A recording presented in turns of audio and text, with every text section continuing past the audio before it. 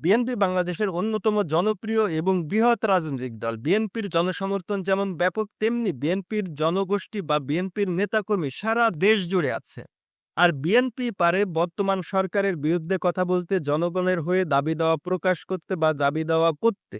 কিন্তু সরকার বিএনপিকে এমন কিছু ফাঁদে ফেলে দিচ্ছে, যার ফলে সাধারণ মানুষ বিএনপিকে খারাপ দৃষ্টিতে দেখতেছে এবং বিএনপিও তাদের কথা বলার বা তাদের দাবি দেওয়া তোলার নৈতিক অধিকার হারাই ফেলতেছে। দেখেন, সরকার যে সবসময় বিএনপির বিরুদ্ধে আচরণ করে বা বিরুদ্ধে কথা বলে বিএনপিকে বিপদে ফেলতেছে তা না।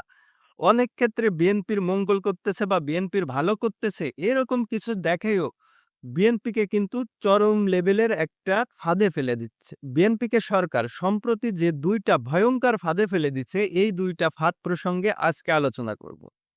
প্রথমত, ইশরাক হোসেনকে মেয়র ঘোষণা করা। এখন ইশরাক হোসেন মেয়র ঘোষিত হইছে। সে বিএনপির একজন নেতা। তাহলে তো এটা বিএনপির পক্ষে যায়। কিন্তু পরোক্ষভাবে বিএনপিকে কিভাবে এই ইশরাক হোসেন দিয়ে বিপদে ফেলা হচ্ছে, এইটা কিন্তু ইউনূস সাহেবের সূক্ষ্ম একটা চাল। বিএনপি বারবার বলে আসতেছে যে বর্তমান সরকার অগণতান্ত্রিক সরকার এবং বর্তমান সরকার অনির্বাচিত সরকার। সুতরাং তাদের দ্রুত নির্বাচন দেওয়া উচিত এবং নির্বাচন দিয়ে গণতান্ত্রিক সরকার দেশে প্রতিষ্ঠা করা উচিত।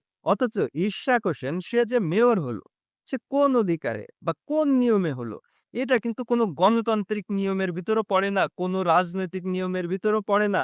কোনো প্রকার নৈতিক অধিকার নাই সে যে তার মেয়রের আসনে বসবে। তাহলে এখন সরকারকে কিভাবে বিএনপি অনির্বাচিত বা অগণতান্ত্রিক বলবে? তারা যখন ক্ষমতা পাচ্ছে, তারা যখন সুযোগ পাচ্ছে, তখন তারা গণতন্ত্রের তোয়াক্কা করতেছে না, তখন তারা নির্বাচনের তোয়াক্কা করতে পারতেছে না, তারা পদপদবি দখল করে নিচ্ছে। ইশরাক হোসেন তার বাস্তব উদাহরণ।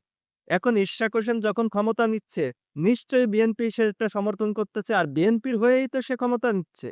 এখন সে যদি ক্ষমতা নেয়, তখন বিএনপির কোনো নৈতিক অধিকার নেই যে এই সরকারকে অনির্বাচিত বা অগণতান্ত্রিক সরকার বলবে। এটা কোনোভাবেই তারা বলতে পারে না। আর বিএনপি এই ফাঁদটায় খুবই সহজভাবে ধরা দিল এবং খুবই সহজে আটকা পড়ে গেল। এবার আসা যাক দ্বিতীয় প্রসঙ্গে। আওয়ামী লীগ ক্ষমতা ছাড়ার পর থেকে বিএনপির বিরুদ্ধে চাঁদাবাজির অভিযোগ ব্যাপকভাবে শোনা যাচ্ছে।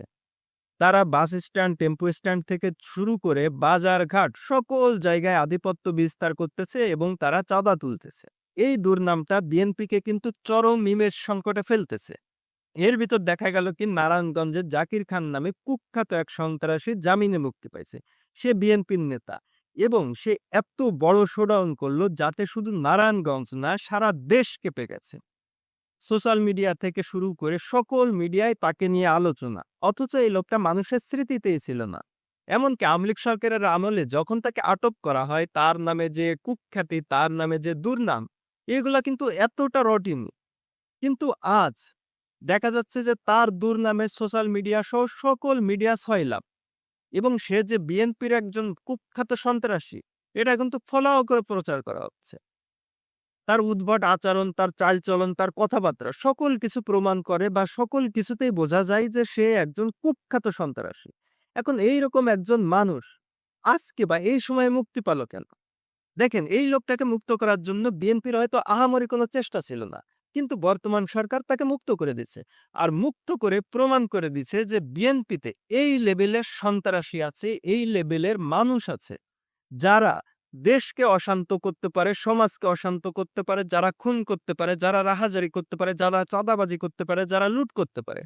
এখন সাধারণ মানুষ ভাবতেছে বিএনপি যদি ক্ষমতায় আসে, এদের দাপটে তো শুধু নারায়ণগঞ্জ না, সারা দেশ কাঁপবে। আর আমরা তার ভুক্তভোগী হব। এই ২ টি ঘটনায় আপনারা স্পষ্ট বুঝতে পারবেন যে বর্তমান সরকার শুধু বিএনপির বিরুদ্ধে আচরণ করেই তাদেরকে দমাচ্ছে না। বরং তাদেরকে অনেক সময় সুযোগ সুবিধা দিয়েও নৈতিকভাবে এবং মানুষের মাঝে চরম লেভেলের হেয় প্রতিপন্ন করতেছে। ইশরাক হোসেন আর জাকির খান, এইগুলো হচ্ছে ডক্টর মোহাম্মদ ইউনূসের একটা চূড়াবালির ফাঁদ। এই চূড়াবালির ফাঁদে বিএনপি পা দিচ্ছে। তারা জনগণ থেকে বিচ্ছিন্ন হয়ে তলায় যাচ্ছে মাটির গভীরে। তাদের যে কত বড় ধরনের ক্ষতি হচ্ছে জনমানুষের মাঝে, তাদের যে কোন লেভেলের দুর্নাম, কোন লেভেলের হেয় প্রতিপন্ন হচ্ছে তারা, তারা হয়তো কোনোভাবে বুঝতে পারতেছে না। বিএনপির নিশ্চয়ই উচিত এই সকল বিষয়ে সতর্ক থাকা। সরকারের এই সকল পাতা ফাঁদে কোনো প্রকারে তারা যেন পা না দেয়, আমি এই আশাই করব।